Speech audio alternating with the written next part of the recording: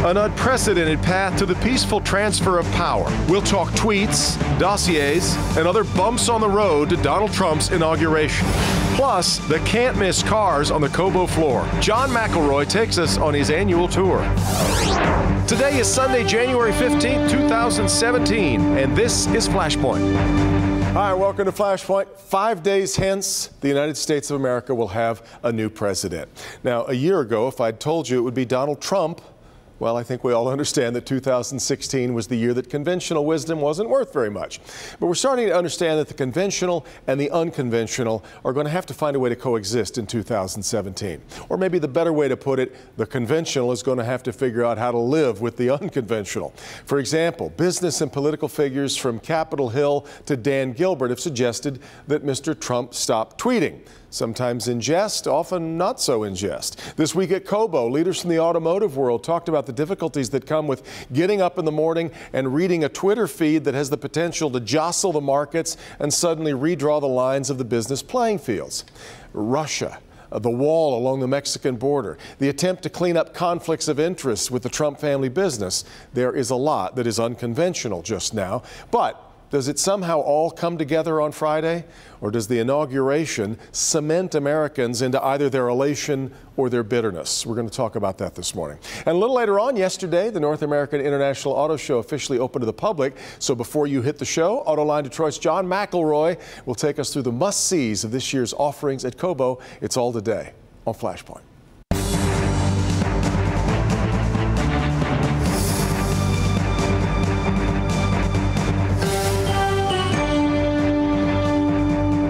Another slow news week. If Mach 5 is slow, let's talk about it this morning with our roundtable. Good to have with me Stephen Henderson, the editorial page editor of the Detroit Free Press. Sandy Barua is back with us, the CEO of the Detroit Regional Chamber and a political veteran of the George W. Bush administration. Lena Epstein is here. She was is the co-chair of the Trump campaign in Michigan, and for our business conversation today, also the head of Vesco Oil.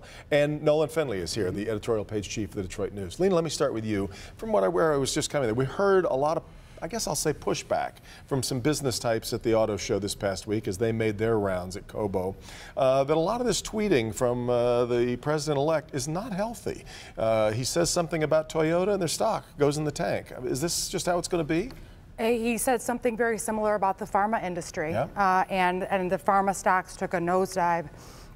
I think that Mr. Trump has had a history of saying some very wonderful things and saying some very inappropriate things, and making tweets that some of us from his state coach would love, yes. And some of us would advise him not to say. And I think what's most important is that the Donald Trump that the world, that the American community has elected is the man that you'll see from the campaign trail into his presidency. What you see is what you're going to get. Somebody who does shoot from the hip at times, who does speak with honesty and candor. He's not always going to say the popular. In fact, he's going to perhaps incite a conflict or incite a debate. He wants us to disagree in an appropriate way. Nolan, that's kind of his dilemma. He has, if he becomes somebody other than the person that was elected, that's not going to sit well with the people that put him there. And yet, we expect sort of, I guess, for a lack of a better phrase, presidential behavior from the person in that office. Exactly. I absolutely hope you're wrong that we're not going to see a different Donald Trump. This is a serious job that demands a serious president. And there are a lot of never Trump conservatives who would like to get behind this president in the interest of pushing through at last a pro-growth agenda, and yet we can't because of this constant reinforcement that there's something not quite right about him. This twittering has got to stop. These inappropriate outbursts, personal attacks, thin skin, that's all going to go by the way. If he allows himself to continue to be such a major distraction, he is not going to get his agenda passed. And yeah, this is what people voted for, but a lot of people voted for Donald Trump holding their nose, not because he was this outrageous egomaniacal character. Well, and more people voted against him. I mean, let's not forget that. Well, that's often the case. 3 million more people said, this was not what we wanted, and it's the Electoral College. But many presidents have to deal with that, but they still have the... No, actually, only 5 times has that happened. There's a lot of presidents have more people vote against them than for them when the total votes count out. Very few go over 50%. But I think that's not the issue. The issue is whether he can be the president for all of America and not for this narrow camp of crazies who love when he does the outbursts. And that's not to say all Trump voters were, or even most,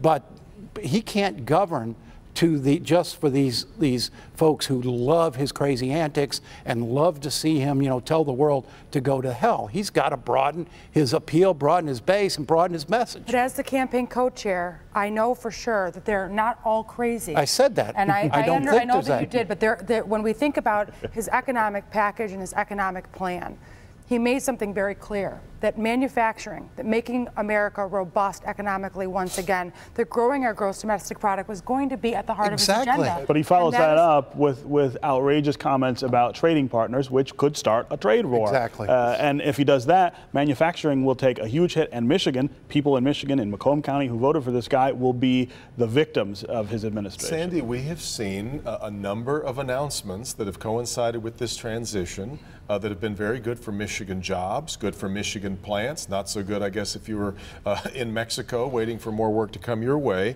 Is it just as simple as this is Donald Trump setting the table and doing what he said, or is it more complicated than that and he doesn't get all the credit? Well, this is where I really want to key off of what Nolan said. I mean, there are a lot of conservatives like myself who didn't necessarily vote for Donald Trump, but want him to be successful because of the economic agenda that he has put forth.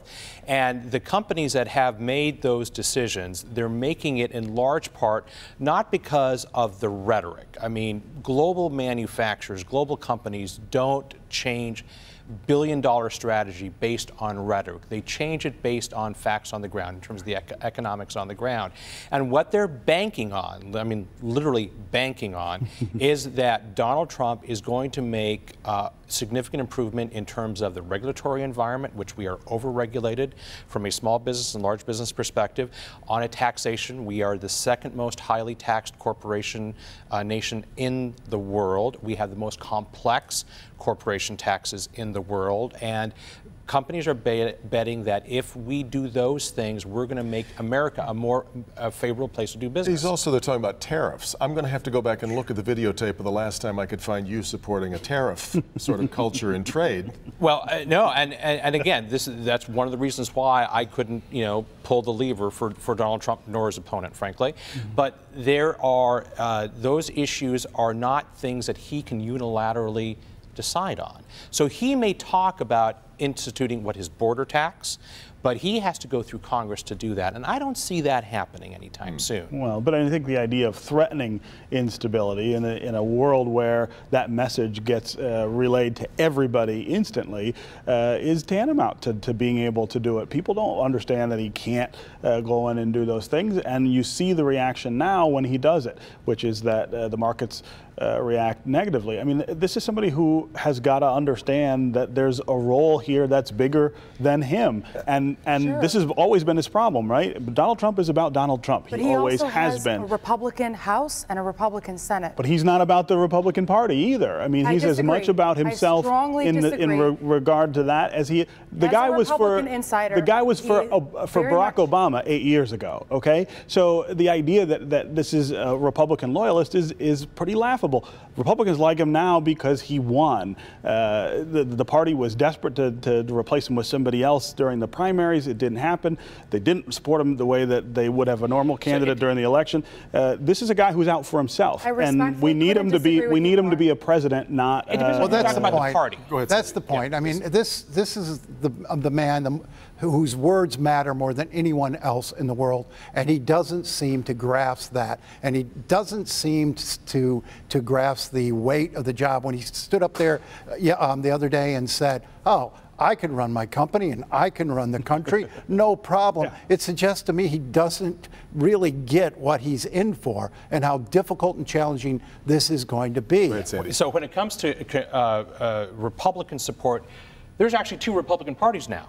There is the grassroots Republican Party that put Donald Trump in office. There's the people who showed up to the rallies, who are passionate people, who are tired of, kind of business as usual, and they are passionately committed to Donald Trump, and they will be until they have a significant reason not to, and obviously they have not found significant reason not to. It's the folks like me, the establishment folks, the folks who worked for previous Republican presidents, are the ones that are questioning Donald Trump and have serious concerns. Got to get to a break. I think some would argue that the Democrats have two parties going as well, because I'm not sure Bernie Sanders crowd feels like they're a part of that traditional Democratic Party. But that's not my responsibility. Understood. We'll continue. This is Flashpoint on Local 4. Back with more in just a minute.